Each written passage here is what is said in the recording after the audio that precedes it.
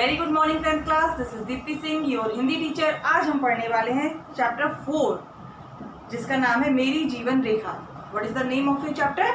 मेरी जीवन रेखा, जिसको लिखा है महावीर प्रसाद द्विवेदी जी ने। तो जब हमें चैप्टर स्टार्ट करना होता है तो हमें क्या करना होता है? सबसे पहले जो राइटर है, ऑथर है, उनके बारे में जानना जरूरी होता है। चलिए तो स्टार्ट करते हैं कवि परिचय से। कवि परिचय से मतलब कि आपको वीडियो या अपनी बुक का यूज़ ऐसे करना है कि आपको याद हो जाए कि महावीर प्रसाद द्विवेदी जी के बारे में आप बिना बुक के, बिना किसी की हेल्प के आप कितना जानते हो। ओके, महावीर प्रसाद द्विवेदी का जन्म रायबरेली के दौलतपुर गांव में सन 1864 को हुआ था।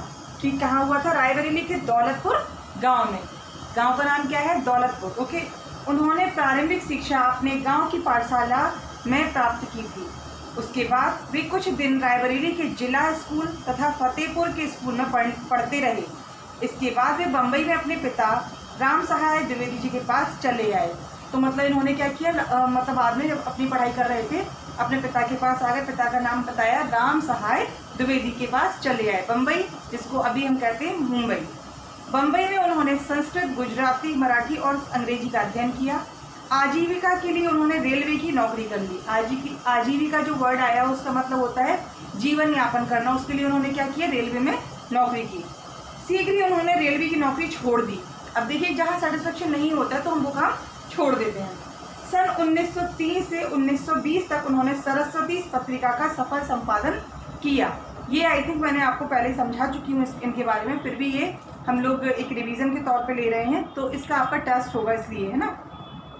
इस काल में उन्होंने अनेक साहित्यकारों का मार्गदर्शन किया। उनका देहावसान मतलब जो मृत्यु है 21 दिसंबर 1938 को हुआ था। रचनाएं देख लेते हैं। द्विवेदी जी ने अनेक मौलिक ग्रंथों की रचना की, साथ ही उन्होंने अनेक ग्रंथों का अनुवाद भी किया। मौलिक ग्रंथ मतलब क्या? जो उन्होंने डायरेक्ट उन्होंने खुद ही लिखे। सेकेंड थिंग, उन्होंने अनेक ग्रंथों का भी अनुवाद किया, ट्रांसलेशन किया। उनके मौलिक ग्रंथों में नैषध चरित चर्चा, कालिदास की समालोचना से मतलब समालोचना, अच्छा और बुरा दोनों, हिंदी भाषा की उत्पत्ति, अतीत स्मृति, विचार विमर्श, विज्ञान वार्ता आदि उल्लेखनीय है। मतलब ये जो रचनाएं हैं ये ज़्यादा पॉपुलर हैं। कौन कौन सी? मौलिक ग्रंथों में देख लेते हैं। नैषध चरित चर्चा, कालिदास की समालोचना, हिंदी भाषा की उत्पत्ति, अतीत स्मृति, विचार विमर्श, विज्ञान वार्ता आदि उल्लेखनीय है। भाषा शैली मतलब इन्होंने कौन कौन सी भाषा यूज़ की है देख लेते हैं। द्विवेदी जी की भाषा शैली सरल और सुबोध है, मतलब इजी लैंग्वेज यूज़ की है। कहीं कहीं वह दुर्बोध और असहज हो गई है। असहज मतलब कहीं कहीं थोड़ा डिफिकल्टी यूज़ होती है उनके में। हाँ, उन्होंने मतलब एक लेवल को लिया है। इसके मुख्य कारण है जटिल और उच्च स्तरीय शब्दों का या आटपकना। मतलब कि ऐसा नहीं कि उन्होंने कोई टपका दिया, और मतलब कुछ वर्ड ऐसे यूज़ कर लेना जो इजी लैंग्वेज से थोड़े से डिफिकल्ट मूड में आ जाते हैं। इस प्रकार आपकी भाषा की शब्दावली सरल और प्रचलित हिंदी की है, तो आम प्रचलित संस्कृत की भी। इस प्रकार भाषा से निर्मित आपकी शैली में विविधता आ गई है। वह कहीं सरल सुबोध और बोधगम्य है, तो कहीं गवेषणात्मक और शोधपरक है, मतलब उसको थोड़ा सा ध्यान देने वाली है। कुल मिलाकर आपकी भाषा शैली विषयानुकूल और तथ्यों को प्रकट करने वाली समर्थ और सक्षम भाषा शैली है। साहित्य में स्थान, लिटरेचर में मतलब इनका क्या एक रेपुटेशन है उसके बारे में। द्विवेदी जी ने सरस्वती पत्रिका के माध्यम से खड़ी बोली को परिष्कृत और व्याकरण सम्मत करने का महान कार्य किया है। खड़ी बोली को काव्य भाषा में प्रतिष्ठित करने का श्रेय उन्हीं को जाता है। किनको? द्विवेदी जी को। उन्होंने ज्ञान के विविध क्षेत्रों से सामग्री लेकर हिंदी भाषा और साहित्य के अभावों को पूरा किया है। अभाव मतलब जो कमियां थी उनको पूरा किया। जो उन्होंने निबंध लिखा है उसका सारांश भी देख लेते हैं। महावीर प्रसाद द्विवेदी की आत्मकथात्मक इस निबंध में उनके जीवन, संघर्ष और साधना का परिचय मिलता है। इनकी लाइफ में जो स्ट्रगल था उसके बारे में इन्होंने बताया है। इससे यह स्पष्ट होता है कि यदि दृढ़ संकल्प, आत्मविश्वास और निरंतर कठिन परिश्रम की क्षमता हो तो जीवन में उन्नति को कोई नहीं रोक सकता। अगर आप में कैपेसिटी है, आप कोई भी जो डिफ़िकल्टीज हमारी लाइफ में आती हैं उनको एक अच्छी बात, चुनौती मानकर अगर स्वीकार करते हैं तो आप लाइफ में बहुत आगे बढ़ेंगे। लेखक को उनके मित्रों और हितैषियों ने अनेक पत्र लिखे। वे लेखक के मुख से उनकी जीवन कथा सुनना चाहते थे। लेखक ने उनकी भावनाओं का आदर करते हुए अपने जीवन के संबंध में कुछ बातें सूत्र रूप में दी हैं। मतलब फॉर्मूला एक तरह से, जो इनके जान पहचान वालों ने, इनके रिलेटिव्स ने, इनके दोस्तों ने, फ्रेंड्स ने इनसे रिक्वेस्ट की इनडायरेक्टली उनको लेटर लिख लिख के कि आप अपने बारे में, अपनी लाइफ के बारे में बताइए। तो इन्होंने फॉर्मूला के रूप में कुछ बातों को शेयर किया है। लेखक के पिता देहाती थे। उनका वेतन 10 रुपये मासिक था। 10 रुपये मासिक से मतलब महीने में केवल उन्हें 10 रुपये मिलते थे। गांव, देहाती मतलब गांव के थे। लेखक ने देहाती स्कूल में उर्दू पढ़ी थी, मतलब गांव में उर्दू पढ़ी थी। 13 वर्ष की आयु में वे रायबरेली के जिला स्कूल में अंग्रेजी पढ़ने चले गए। कहाँ? 13 वर्ष की आयु में रायबरेली के जिला का स्कूल था, वहाँ पर इंग्लिश सीखने चले गए। पारिवारिक कारणों से उन्हें स्कूली शिक्षा से आगे पढ़ने का अवसर नहीं मिला। मतलब स्कूलिंग कहाँ तक? 10 तक मान लीजिए पढ़ लिया इन्होंने। इसके पश्चात लेखक ने अजमेर में 15 रुपये मासिक पर नौकरी कर ली। उस टाइम की बात है जब 15 रुपये भी बहुत बड़ी कीमत रखते थे। 15 रुपये मासिक मतलब महीने में 15 रुपये जहाँ मिलते थे वहाँ उन्होंने नौकरी कर ली। बचपन से ही लेखक की रुचि सुशिक्षित लोगों की संगति करने की ओर थी। मतलब सबसे ज़्यादा इंटरेस्ट था अच्छे लोगों के बीच में रहना, जो इनकी संगति थी। इसके फलस्वरूप उन्होंने अपने लिए 4 आदर्श निश्चित किए। कौन कौन सी? समय की पाबंदी, रिश्वत ना लेना, ईमानदारी से अपना काम करना और ज्ञान वृद्धि के लिए निरंतर प्रयास करते रहना। मतलब क्या? जैसे रोज कुछ ना कुछ हमें नया नया सीखते रहना चाहिए। दूसरा, हमें कभी रिश्वत नहीं लेनी चाहिए। हमें अपनी मेहनत से, ईमानदारी से काम करना चाहिए और समय की पाबंदी मतलब पंक्चुअलिटी होनी चाहिए। सतत अभ्यास से उन्होंने रेल की पटरियां बिछाने और उनकी सड़क की निगरानी का कार्य भी सीख लिया। पटरियां बिछाने का और सड़क की निगरानी का कार्य। अपने कार्य के कारण उन्हें उन्नति के लिए कभी भी प्रार्थना पत्र नहीं देना पड़ा। मतलब कि उनकी उन्नति हो या प्रोग्रेस हो, ऑटोमेटिक उनके संग अच्छा होता रहा। उनकी उन्नति का प्रधान कारण उनकी ज्ञान लिप्सा थी। मतलब कि नॉलेज भरपूर पाने की उत्सुकता रहती थी। इससे उनकी मासिक आय उनकी योग्यता से कई गुना हो गई। कुछ समय के पश्चात उनके अधिकारी ने उनके द्वारा औरों पर अत्याचार करना चाहा। मतलब उनके द्वारा दूसरों पर अत्याचार करना चाहा। अधिकारी के आदेश पर उन्होंने स्वयं तो 8 बजे दफ्तर में आना स्वीकार कर लिया, पर दूसरों को प्रतिदिन 8 बजे आने का आदेश देने से इनकार कर दिया। बात बढ़ने पर उन्होंने नौकरी से त्यागपत्र दे दिया। मतलब कि लोगों को परेशान करना स्टार्ट किया। इनके सहारे से लोग परेशान करना चाहते थे, लेकिन इन्होंने खुद तो मान ली बात, लेकिन दूसरों को ऑर्डर देना मना कर दिया। उनकी पत्नी ने भी लेखक के निर्णय का समर्थन किया और 8 आने रोज की आमदनी से घर का खर्च चलाने का भरोसा दिलाया। 8 आने मतलब 50 पैसे से घर का राशन पानी चलाना मान लिया।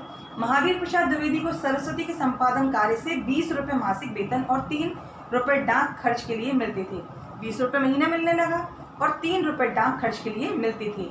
उन्होंने उसी से संतुष्ट रहने का निश्चय किया। मतलब उनके अंदर सेटिस्फैक्शन था कि ओके ठीक है, इतना काफ़ी है। लेखक के पिता ईस्ट इंडिया कंपनी के पलटन में सिपाही थे। लेखक के फादर क्या थे? एक ईस्ट इंडिया कंपनी की पलटन में सिपाही थे। वे मामूली पढ़े लिखे और बड़े भक्त थे। गदर में उनकी पलटन ने भी विद्रोह कर दिया था। उनके पिता ने पलटन से भागकर सतलुज में छलांग लगा दी थी। वे जैसे तैसे बच गए थे और मांगते खाते कई महीने बाद साधु वेश में घर लौटे। मतलब घर तो लौट आए उनके फादर, लेकिन किस रूप में? साधु के रूप में। लेखक के दादा संस्कृतज्ञ थे, संस्कृत के ज्ञानी थे और पलटनों को पुराण सुनाया करते थे। मतलब ये क्या करते थे? सेना में पुराण सुनाया करते थे। उनकी दादी ने उनके द्वारा इकट्ठी की हुई सैकड़ों हस्तलिखित, हाथों द्वारा लिखित पुस्तकों को बेचकर उनके पिता और चाचा का पालन पोषण किया। मतलब इनकी दादी भी देखिए कितनी निराली निकली कि जो उनके हस्बैंड काम करते थे लिखने का, हस्तलिखित जो बुक्स होती थी उनको बेचकर इनकम ले लेती थी और घर का पालन पोषण कर लेती थी। उनके पितृत्व दुर्गा प्रसाद में नए नए किस्से बनाकर कहने की अद्भुत शक्ति थी। तो देखो, स्टोरी टेलिंग भी बहुत ही बड़ी बात होती है। कोई चीज़ को प्रेजेंट करना भी एक बड़ी ताकत होती है, क्योंकि आज का जो मॉडर्न स्टेज है इसमें बोलना, एक प्रेजेंटेशन देना ही बहुत बड़ी बात है। इससे आप करोड़ों कमा सकते हैं। ठीक है, तो इन्होंने क्या बताया है? इन्होंने बताया है इनके नाना और मामा भी संस्कृतज्ञ थे। मतलब कि स्टोरी टेलिंग का काम तो बड़ा अच्छा था ही, संस्कृत में भी काफ़ी ज्ञानी थी। बचपन से ही लेखक का अनुराग तुलसी, रामायण और ब्रजवासी दास के वज्रप्लास पर हो गया था। भारतेंदु हरिश्चंद्र के कवि बचन सुधा और गोस्वामी राधाचरण के एक मासिक पत्र से उनका यह अनुराग और भी बढ़ गया। देखिए क्या होता है, जैसे हम लोग का किसी चीज़ में इंटरेस्ट होता है, हम वो काम करते हैं, फिर कोई और लोग मिल जाते हैं और किसी की कृति मिल जाती है, रचना मिल जाती है, हम उसको और अच्छे से पढ़ाई करने लगते हैं, तो और ज़्यादा इंटरेस्ट कब आ जाता है उसमें, मतलब सोने पे सुहागा जिसे कहते हैं, वो चीज़ आ जाती है कि एक बचपन से ही लेखक का अनुराग तुलसी, रामायण और ब्रजवासी दास के वज्रप्लास पर हो गया था। मतलब रामायण पुराण में पसंद थी। भारतेंदु हरिश्चंद्र के कवि बचन सुधा, भारतेंदु हरिश्चंद्र, ध्यान रखिए, भारतेंदु हरिश्चंद्र के कवि बच्चन सुधा और गोस्वामी राधाचरण के एक मासिक पत्र, मतलब महीने वो निकालते थे एक पत्र, उनका अनुराग मतलब उनका इंटरेस्ट और ज़्यादा बढ़ गया। किनका? द्विवेदी जी का। उनका यह अनुराग बहुत समय तक ज्यों का त्यों बना रहा। उन्होंने संस्कृत और अंग्रेजी की पुस्तकों के कुछ अनुवाद भी किए, संस्कृत और अंग्रेजी को अनुवाद ट्रांसलेट किया। एक अध्यापक के अनुरोध पर उन्होंने कोर्स की एक पुस्तक की समालोचना पुस्तकार में प्रकाशित की। इस समालोचना के फलस्वरूप इंडियन प्रेस ने सरस्वती पत्रिका का संपादन कार्य उन्हें देने की इच्छा प्रकट की। इसे उन्होंने स्वीकार कर लिया। देखिए हम लोग अगर कोई काम करते हैं तो उसके एवज में कुछ ना कुछ हम लोग को मिलता ही रहता है, इसलिए ध्यान रखिए हम लोग को कुछ ना कुछ काम करते ही रहना चाहिए। नौकरी छोड़ने पर उनके मित्रों ने उनकी सहायता करने की इच्छा प्रकट की, पर उन्होंने किसी की भी सहायता स्वीकार नहीं की। उन्होंने अपने अंगीकृत कार्य में सारी शक्ति लगा देने का निश्चय किया। इस कार्य से उन्हें जो थोड़ा बहुत अवकाश मिलता था उनमें वे अनुवाद आदि का कार्य करते थे। उनके संपादन में सरस्वती का जैसे तैसे प्रचार बढ़ता गया, वैसे वैसे उनकी आर्थिक स्थिति भी अच्छी होती है। मतलब इन्होंने छोड़ा नहीं, सरस्वती जो पत्रिका था संपादन करते थे, 20 साल तक इन्होंने किया, तो उसमें मतलब अपना पूरा भरसक प्रयास, अपनी पूरी एनर्जी उसमें लगा दी, और जैसे जैसे उसका प्रोग्रेस हुई वैसे वैसे इनकी भी प्रोग्रेस होती रही।